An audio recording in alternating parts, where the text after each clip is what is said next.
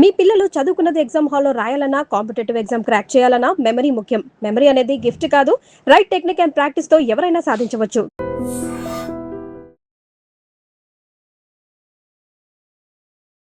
Welcome to I dream. నేను Udayasri. Stock market గురించి ఇప్పటికీ కూడా చాలా మందికి అవగాహన లేదు. అండ్ అందులో స్టాక్ మార్కెట్‌లో చాలా మంది పెట్టుబడి పెడితే కొంతమందే బాగా సంపాదించుకోగలుగుతారు. ఎందుకు? అసలు స్టాక్ మార్కెట్‌లో ఎక్కడ రిస్క్ తీసుకోవాలి, ఎక్కడ తీసుకోవద్దు? అడిగి తెలుసుకుందాం. మనతో ఉన్నారు బొనిగెల సాల్మన్ గారు, మ్యూచువల్ ఫండ్స్ పిఎంఎస్ డిస్ట్రిబ్యూటర్. నమస్తే sir. Welcome to our studio. నమస్తే ఉదయ. సార్, నిజంగానే కదా స్టాక్ మార్కెట్‌లో చాలా మంది పెట్టుబడి పెడతారు. కానీ కొంతమంది బాగా సంపాదించుకోగలుగుతారు. ఎందుకని? అంటే నిజంగానే దీంట్లో రిస్క్ ఉందని అంటారు గదా! సో, రిస్క్ ఎక్కడ తీసుకోవాలి? ఎక్కడ తీసుకోవద్దు? కరెక్ట్ అమ్మ. నువ్వన్నది మార్కెట్‌లో అందరూ సక్సెస్ గారు. కొంతమంది సక్సెస్ అవుతారు. అయితే మనం ఇక్కడ ప్రజలకు చెప్పేదేమిటంటే, రిస్క్ ఎక్కడ తీసుకోవాలి, ఎక్కడ తీసుకోవద్దంటే ఫస్ట్ స్టాక్ మార్కెట్ కంటే కూడా నేను ప్రజలకు చెప్పేదేమిటంటే అమ్మ, ఎక్కడైతే డబ్బు మొత్తం పోతుందో అలాంటి రిస్క్ తీసుకోవద్దు. మీరు కష్టపడి ఒక 20,00,000 సంపాదించారు. క్రమక్రమంగా ఇన్వెస్ట్ చేసి కావచ్చు, సేవింగ్స్ చేసి కావచ్చు, చిట్టీలు వేసి కావచ్చు, ఏదో విధంగా ఒక 10,00,000 20,00,000 whatever amount it may be, which ever amount it may be 5,00,000 కావచ్చు, ఇన్వెస్ట్ పెట్టారు. ఎక్కడ సమ్ ఇన్వెస్ట్మెంట్ కావచ్చు, ఇంకోటి కావచ్చు. ఎక్కడైతే మొత్తం డబ్బు ఎరోడ్ అవుతుందో, పోతుందో అలాంటి వాడి జోలికి వెళ్ళొద్దు అంటున్నాం మనం. యూత్ని కానీ మధ్యతరగతి ప్రజలు కానీ మనం ఎడ్యుకేట్ చేసేది ఏమిటంటే, ఇప్పుడు నేనేం చెప్తున్నానంటే ఎస్పెషల్లీ క్రిప్టో ప్రపంచ దేశాల్లో కొన్ని దేశాల్లో రెగ్యులేటెడ్. అక్కడ వాళ్ళకి తెలుసు ఏ యాప్ కరెక్ట్ ఏది కాదు అని. రెగ్యులేటెడ్.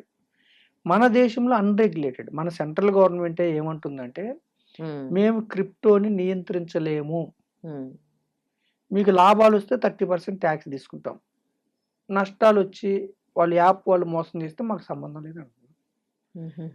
సెంట్రల్ గవర్నమెంటే అలా అన్న తర్వాత మీరు ఎందుకు ఇన్వెస్ట్ చేయాలి? నాకు కొన్ని కాల్స్ వచ్చినాయి అమ్మా.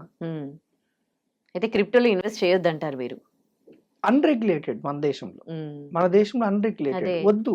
అవును. అంటే ఎన్నో యాప్స్ ఉన్నాయి, ఏది కరెక్ట్ ఏది తప్పు. తర్వాత ఇక్కడ ఆఫీస్ ఉండదు, మీరు ఎవరిని సంప్రదించాలి? ఇప్పుడు నాకు తెలిసిన ఒక టీచరు 30,00,000 పెట్టాడు. ఏదో అన్నోన్ లింక్ వస్తే ఎవరో ఫారినర్ మాట్లాడాడు, పెట్టారు. కొన్ని రోజుల తర్వాత మొత్తం ఎవరిని అడుగుతాడు? నాకు సంబంధం లేదు నాకు అంటున్నాడు. ఏం చేస్తాడు? అది వద్దు. రెండవది ఏమిటి, స్టాక్ మార్కెట్లో లాభాలు వస్తాయి, మంచి కంపెనీస్లో పెడితేనే అందరికి తెలుసు. ఈ క్రమంలో అవేర్నెస్ వచ్చిన తర్వాత, కోవిడ్ తర్వాత అన్నోన్ పర్సన్స్, ఇప్పుడు మీకు ఫస్ట్ కంపెనీస్లో ఓనర్షిప్ కావాలంటే డీమ్యాట్ అకౌంట్ కావాలి. అంటే మ్యూచువల్ ఫండ్స్ ద్వారా కాకుండా డైరెక్ట్గా మీరు స్టాక్స్ కొనుక్కోవాలంటే డీమ్యాట్ అకౌంట్ కావాలి. ఎప్పుడైతే మీరు ఒక డీమ్యాట్ అకౌంట్ తీసుకుంటారో ఎలా తెలుస్తుందో తెలియదు. మీకు గుజరాత్ నుంచి కానీ, రాజస్థాన్ నుంచి కానీ, అటు నార్త్ సైడ్ నుంచి కానీ, కొన్ని సందర్భాల్లో సౌత్ కూడా, అంటే బెంగళూరు నుంచి కూడా వస్తున్నాయి కాల్ వస్తుంది మీకు, మీరు ట్రేడింగ్ చేస్తున్నారా అని. వచ్చి మీకు ఎవ్రీడే మీకు లాభాలు వస్తాయి, మేము చెప్పినట్టు చేయండి, మేము సలహాలు ఇస్తాం, మాకేం వద్దు అది అని చెప్తారు. లేదంటే ఒక వాట్సాప్ గ్రూప్లో మిమ్మల్ని యాడ్ చేస్తారు. ఆ వాట్సాప్ గ్రూప్లో ఒక 50 నుంచి 100 మంది ఉంటారు, వాళ్ళే. ఒకడేం చెప్తాడంటే నాకు 1,00,000కి 20% వచ్చింది, 50% వచ్చిందని ఒకడు పోస్ట్ పెడతాడు. దాన్ని చూసి మనం ఫస్ట్ రెస్పాండ్ కాం. అట్లా వాళ్ళ 10 మంది నాకు ఇంత వచ్చిందని పెడుతూ ఉంటారు. కొన్నిసార్లు ఏమవుతుందంటే మనకు కూడా ఆశ పుడుతుంది. ఆశ పుట్టిన తర్వాత మనం ఏం చేస్తాం, చిన్నగా వాడు చెప్పిన యాప్ ద్వారా డీమ్యాట్ అకౌంట్ తీసుకుంటాం. ఫస్ట్ మనం కొంచెమే పెడతాం, మనలాంటి వాళ్ళం. నిజమేనా ఇదని పెడితే ఒక 10,000 పెడితే 3 రెట్లు వచ్చినట్టుగా 40,000, 1,00,000 పెడితే 2-3 రెట్లు వచ్చినట్టుగా చూపిస్తారు. చూపించిన మనకు ఏం డౌట్ వస్తుందంటే, వాడి వెనక్కి వస్తాయా రావని డౌట్ వస్తుంది. మనం వెనక్కి కొడితే ఫస్ట్ ఇస్తాడు. ఇక్కడ గేమ్ స్టార్ట్ అవుతుంది, ఇన్వెస్ట్మెంట్ ఫ్రాడ్స్. ఇక్కడ ఏం చేస్తున్నారు వాళ్ళు, పెద్ద మొత్తంలో పెట్టించిన తర్వాత అవి కూడా ఒక 20,00,000 30,00,000 పెట్టిన ₹1 కోటి ఏంటిగా చూపిస్తున్నారు. నిత్యం ఇవన్నీ పేపర్లో వచ్చాయి. ₹1 కోటి వచ్చినట్టుగా చూపించిన తర్వాత అప్పుడు వెనక్కి డబ్బు తీసుకోవడానికి కొడితే రావు. రాకపోతే వాడికి ఫోన్ చేస్తే, ఎవడైనా వాట్సాప్లో మనం జాయిన్ చేసి వాడు చేస్తే వాడేమంటాడు, మీకు ట్యాక్స్ పడుతుంది, ఇంత ట్యాక్స్, క్యాపిటల్ గెయిన్ ట్యాక్స్ ఉమ్, ఇంకొక 10 లక్షలు కట్టండి అంటాడు. ఉమ్, తెలియక అది కూడా కడుతున్నారు. ఉమ్, కట్టిన తర్వాత మళ్ళీ కొడితే మళ్ళీ రావట్లేదు, మళ్ళీ ఉమ్, ఇంకోటి చెప్తాడు. ఉమ్, అప్పుడు వీళ్ళకి మోసపోయారని అర్థమై ఉమ్, సైబర్ పోలీసుల్ని ఆశ్రయించడం, పోలీసులు ఆశ్రయించడం, ఉమ్, అప్పటికి నిండా మునిగిపోతున్నారు. సో ఇలాంటివి ఇన్వెస్ట్మెంట్ ఫ్రాడ్స్ భారతదేశంలో మిక్కిలి జరుగుతున్నాయి. ఉమ్, ప్రజలు మనం ఏం చెప్తున్నాం, అన్నోన్ లింక్స్ ద్వారా, అన్నోన్ పర్సన్స్ ద్వారా మీరు ఇన్వెస్ట్మెంట్ చేయకండి. ఉమ్, ఇప్పుడు మమ్మల్ని కూడా సెబీ ఏముంటుంది, నా పేరు నేనేంటి, నా డిజిగ్నేషన్ ఏమిటి, డిజిగ్నేషన్ నా కోడ్ ఏమిటి, నా ARN number, amphi registration number, అంటే మ్యూచువల్ ఫండ్స్ నా రిజిస్ట్రేషన్ నెంబర్ ఎంత, ఉమ్, పిఎంఎస్లో నా రిజిస్ట్రేషన్ నెంబర్ ఎంత, మీరు గూగుల్లో చెక్ చేసి, ఉమ్, అయినా కానీ మీరు ఆఫీస్కి వచ్చి ఏ మ్యూచువల్ ఫండ్స్ నేను ఇస్తున్నానో ఆ మ్యూచువల్ ఫండ్ నాతో పాటు వచ్చి ఇన్వెస్ట్ చేసుకోండి, ఉమ్, ఏ పిఎంఎస్ ఇస్తున్నానో నాతో పాటు వచ్చి చేసుకోండి. అంటే ఇది డబ్బు అమ్మా, కష్టార్జితం.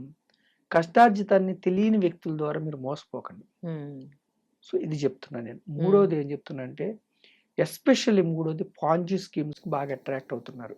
పాంజీ స్కీమ్స్ అంటే ఏమిటంటే, ఎక్కువ వడ్డీ ఇస్తాను, ఉమ్, మీరు 10 లక్షలు పెడితే లక్షకి 4,000 ఇస్తాను, 5,000 ఇస్తాను, 7,000 ఇస్తాను. ఎక్కడి నుంచి ఇస్తాడు? స్టాక్ మార్కెట్లో 12% చెప్పాలంటే, 12% అంటే రూపాయి వడ్డీ రావాలంటే మనం గ్యారంటీ చెప్పలేకపోతున్నాం. మార్కెట్స్లో ఎవ్రీ ఇయర్ లాభాలు ఉండవు, కొన్ని సందర్భాలు నష్టాలు ఉంటాయి. ఎక్కడి నుంచి ఇస్తాడు వాడు? ఎవ్రీ మంత్ 4% అంటే 48% ఎక్కడి నుంచి ఇస్తాడు? ఉమ్, జస్ట్ మీలాంటి వాళ్ళ దగ్గర నుంచి డబ్బులు తీసుకొని, మీ డబ్బుల్లో నుంచి ఒక 4-5 నెలలు ఇస్తాడు. ఉమ్, మీ నమ్మకం చూరుకొని మీ ద్వారా ఇంకెక్కువ పెట్టిస్తాడు, 10 మందిని పెట్టిస్తాడు, మీకు కమిషన్ ఇస్తాడు. పాంజీ స్కీమ్స్లో 100 కోట్లు 1000 కోట్లు ఫ్రాడ్ చేస్తున్నారు. ఉమ్, ఇవి వద్దు. బెట్టింగ్ యాప్స్ వద్దు. ఉమ్, బెట్టింగ్ యాప్స్ ఓకేమా, ఉమ్, బెట్టింగ్ యాప్స్, రమ్మీలు, ఉమ్, ఇలాంటివి వద్దు. ఉమ్, ప్రజలకు మనం చెప్పేది.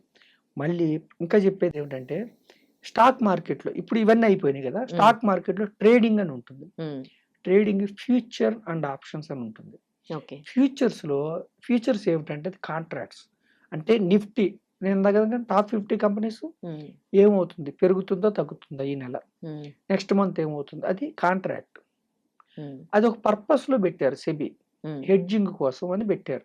హెడ్జింగ్ అంటే ఏమిటంటే, మీకు ఒక డీసెంట్ పోర్ట్ఫోలియో ఉంది, కొన్ని కంపెనీ స్టాక్స్ ఉన్నాయి, అవి పడుతున్నాయి అనుకోండి, వాటిని ప్రొటెక్ట్ చేసుకోవాలంటే ఆపోజిట్లో కాంట్రాక్ట్ తీసుకోవాలి మీరు, అట్లా ప్రొటెక్ట్ చేసుకోవాలి. ఫ్యూచర్స్లో ఏమిటంటే, పెద్ద మొత్తంలో డబ్బు వస్తుంది, పెద్ద మొత్తంలో డబ్బు పోతుంది. ఉమ్, ఆప్షన్స్లో కూడా అంతే. ఆప్షన్ సెల్లింగ్లో హ్యూజ్ లాసెస్ వస్తే లిమిటెడ్ ప్రీమియం వస్తుంది. ఆప్షన్స్ బయ్యింగ్లో లిమిటెడ్ ప్రీమియం పోతుంది, ఎక్కువ లాభం వస్తుందని బయ్యింగ్ తీసుకుంటారు ఎక్కువ మంది మన యొక్క ట్రేడర్స్ ఓకే, ఆప్షన్స్లో. కానీ ప్రతి వాళ్ళు ఏంటంటే, వీళ్ళని ట్రేడర్స్ అంటారు. ట్రేడింగ్లో ఏంటంటే కాంట్రాక్ట్స్, మీకు స్టాక్స్ ఏమి ఉండవు, ఉమ్, స్టాక్స్ రావు హోల్డింగ్స్ కింద. ఉమ్, సో ఫ్యూచర్ అండ్ ఆప్షన్స్లో 100కి 92 మందికి డబ్బు పోతుంది. ఇక్కడ కూడా మీకు మొత్తం ఎక్కడైతే మొత్తం డబ్బు పోతుందో అలాంటి వాటికి దూరంగా ఉండాలి. అంటే ట్రేడింగ్కి కూడా దూరంగా ఉంటే మంచిది. ఓకే, ఒకవేళ మీరు అంతా ట్రేడింగ్ చేయాలన్నప్పుడు మీకు ఒక ₹1,00,00,000 పోర్ట్ఫోలియో ఉంటే 2-3 లక్షలతో చేయండి. ఒక ₹1,00,000 ఉందనుకోండి 2-3 వేలతో చేయండి. ఉమ్, కానీ ఎమోషన్స్ కంట్రోల్ చేసుకోలేరు, ఇక్కడతో ఆగరు మీరు. ఉమ్, సో ట్రేడింగ్లో ఏమిటంటే ఒక హేతుబద్ధత ఉండదు. ఉమ్, ఖచ్చితంగా పెరుగుతుందా మార్కెట్ తగ్గుతుందా ఎవరు చెప్పలేరు. అవును, మనం ఏమనుకుంటాం అంటే, మనం కొన్ని పారామీటర్స్ మనం అంచనా వేసి పెరుగుతుంది అనుకుంటాం. ఉమ్, సో ట్రేడింగ్ కూడా వద్దంటున్నాం. ఇన్వెస్ట్మెంట్ అనుకోండి, ఇన్వెస్ట్మెంట్లో ఖచ్చితంగా పెరుగుతుంది ఉమ్, దీర్ఘకాలంలో. అంటే ఏ దేశంలో అయినా దీర్ఘకాలంలో ఎకానమీ బాగుంటే దేశం ముందుకెళ్తుంటే కంపెనీస్ ముందుకెళ్తాయి. ఉమ్, జీడిపి బాగుందంటే జీడిపిలో కంపెనీస్ యొక్క గూడ్స్ అండ్ సర్వీసెస్ ప్రొడక్షన్ కూడా జీడిపిలో ఉంటుంది. సో మన జీడిపి 6.5% వెళ్తుంది.